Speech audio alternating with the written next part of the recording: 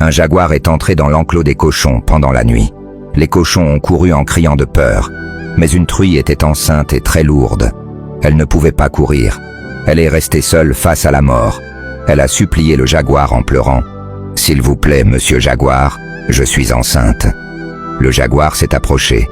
Il a senti le corps de la truie, lentement, de la tête aux pieds.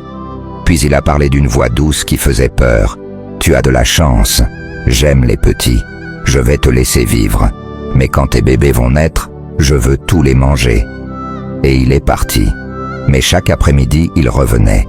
Il tournait autour de l'enclos en attendant. La truie pleurait chaque jour en touchant son ventre. Elle ne savait pas quoi faire. Un jour, un vautour est arrivé. Il s'est posé près de la clôture et a regardé la truie qui pleurait. Il n'a rien dit. Il est parti, puis il est revenu avec un épi de maïs dans son bec. Il l'a laissé près d'elle et il est reparti. Le lendemain, il a apporté un autre épi de maïs. La truie a commencé à lui faire confiance. Quelques semaines ont passé. Un jour, le vautour lui a dit doucement « Pleurer ne résout rien. Viens chez moi tôt le matin, quand personne ne te voit. J'ai un endroit sûr pour cacher tes petits. » La truie a essuyé ses larmes et a serré le vautour dans ses bras. Elle a dit « Merci, mon ami. C'est bon d'avoir un ami dans un moment difficile. » Mais en marchant vers la maison du vautour, elle réfléchissait. Elle se souvenait d'un petit détail. Un jour, de loin, elle avait vu le vautour parler avec le jaguar près de la rivière. Il s'était tu quand elle s'était approchée. À ce moment-là, elle n'y avait pas pensé. Mais maintenant, ce souvenir revenait dans sa tête. Elle n'a rien dit, mais elle a commencé à faire un plan.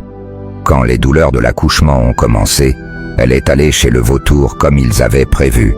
Elle a caché ses vrais bébés dans un nid secret au fond de la maison. Ensuite, elle a préparé un deuxième nid vide avec des plumes. Elle a mis ce nid à l'endroit que le vautour avait montré. Le même jour, le jaguar est arrivé. Le vautour l'a accueilli avec des sourires.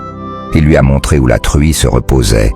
Le jaguar est entré et a fait ce qu'il voulait faire. Puis il est parti, satisfait.